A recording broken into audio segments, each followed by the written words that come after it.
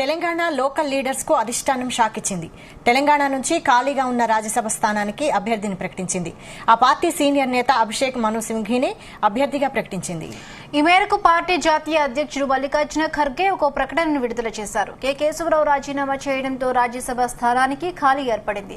అయితే చాలా మంది తెలంగాణ నేతలు తమకు రాజ్యసభ సీటు దక్కుతుందని ఆశలు పెట్టుకున్నారు. అయితే అభిషేక్ మను సింఘ్వీ పేరు ఖరారు చేసింది.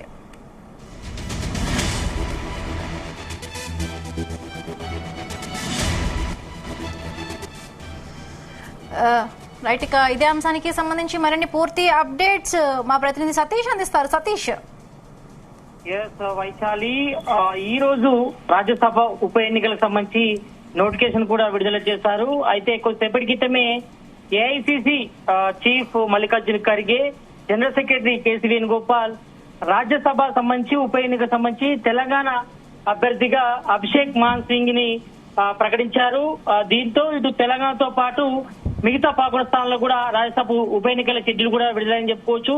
ఈ నేపథ్యంలో ఇటు సెప్టెంబర్ 3న ఎన్నికలు నిర్వహించినట్టు ఇప్పటికే ఎన్నికల సంఘం కూడా తేదీలను కూడా విడుదల చేసింది. అయితే నామినేషన్ ఉపసంహరణకు చివరి తేదీ ఆగస్టు 27గా ఎన్నికల సంఘం ప్రకటించింది. అయితే ఆగస్టు 15న అంటే ఈ రోజే రాజ్యసభ ఎన్నికలు కూడా నోటిఫికేషన్ కూడా విడుదలైంది. కాబట్టి కొద్దిసేపటి క్రితం ఇటు ఏఐసిసి చీఫ్ మల్లికార్జున ఖర్గేతో పాటు జనరల్ సెక్రటరీ కేసీ వేణుగోపాల్ ఇటు రాజ్యసభ ఉప ఎన్నికకు సంబంధించి తెలంగాణ అభ్యర్థిగా అభిషేక్ మను సింఘ్వీని కూడా అభ్యర్థిగా ప్రకటించారు. దీంతో తెలంగాణ కాంగ్రెస్ లో బిగ్ షాక్ అని చెప్పుకోవాలి. ఎందుకంటే మొదటి నుంచి కూడా తెలంగాణ కాంగ్రెస్ నేతలకే ఛాన్స్ ఇస్తారని కూడా చర్చ జరిగింది. ఎందుకంటే ఇక్కడ ఇటు బీఆర్ఎస్ నుంచి ఉన్నటువంటి కె కేశవరావు ఇటు అనూహ్యంగా బీఆర్ఎస్ నుంచి కాంగ్రెస్ వచ్చేయడంతో ఆయన తన పదవి కూడా రాజీనామా చేశారు. ప్రజెంట్ కాంగ్రెస్ లో ఆయన ప్రభుత్వ సలహాదారు ఉన్నారు కేబినెట్ హోదాలో. కాబట్టి ఆ స్థానాన్ని కూడా ఖాళీ ఏర్పడింది. ఈ నేపథ్యంలోనే మరి ఎవరిని రాజ్యసభకు సంబంధించి సీట్ ఇస్తారనిపై కూడా చర్చ జరిగింది.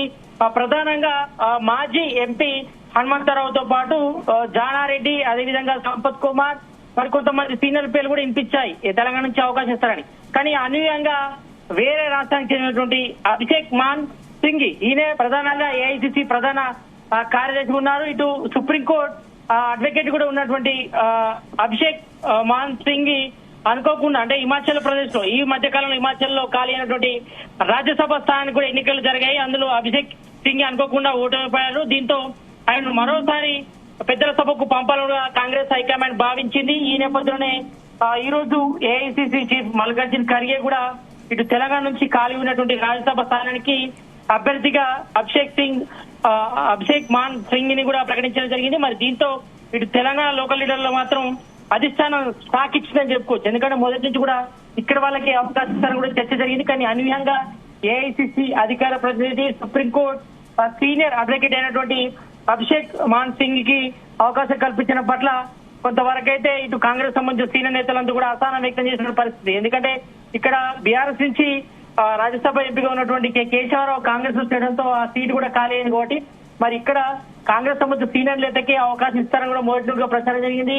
మరోవైపు మాజీ ఎంపీ వి హనుమంతరావు కూడా ఆయన తనకు ఆ సీటు ఇవ్వాలి, రాజ్యసభ ఎంపీగా అవకాశం ఇవ్వాలని కూడా ఆయన కోరడం జరిగింది. ఆయనతో పాటు జానారెడ్డి గాని, సంపత్ కుమార్, అదేవిధంగా కాంగ్రెస్ సంబంధించిన సీనియర్ నేతలు కూడా రాజ్యసభ ఉప ఎన్నికలో తమకు అవకాశం కల్పిస్తారని కూడా ఎదురు చూస్తారు. కానీ అనూహ్యంగా వేరే రాష్ట్రానికి సంబంధించిన వ్యక్తిని ఇటు రాజ్యసభ సంబంధించిన ఉప ఎన్నికకు సంబంధించి కూడా క్యాండిడేట్ గా ప్రకటించడంతో ఇటు తెలంగాణ కాంగ్రెస్ లో మాత్రం బిగ్ షాక్ గురి అని చెప్పుకోవచ్చు. మరి దీనిపై కాంగ్రెస్ సంబంధించిన సీనియర్ నేతలు ఏ విధంగా స్పందిస్తారో చూడాలి. ఇప్పటికే మరి మాజీ ఎంపీ వి హనుమంతరావు కూడా చాలా గురుగా ఉన్నారు. ఎందుకంటే ఆయన లాస్ట్ వీక్ కూడా తన అభిప్రాయం కూడా వ్యక్తం చేశారు. రాజ్యసభ ఎంపీగా తనకు మరోసారి అవకాశం కల్పించాలని కూడా ఏఐసిసి పెద్దలు కూడా కోరడం జరిగింది. కానీ ఈ రోజు అనూహ్యంగా మరి ఏఐసిసి హైకమాండ్ ఈ రోజు అభిషేక్ మను సింఘ్వీని రాజ్యసభ సంబంధించి ఉప ఎన్నికకు సంబంధించి తెలంగాణ నుంచి అభ్యర్థిగా ప్రకటించడంతో ఇటు తెలంగాణ కాంగ్రెస్ లో ఇది బిగ్ టాక్ అని చెప్పుకోవాలి.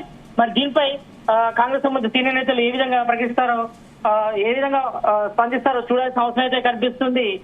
Vaishal. Right, thank you Satish.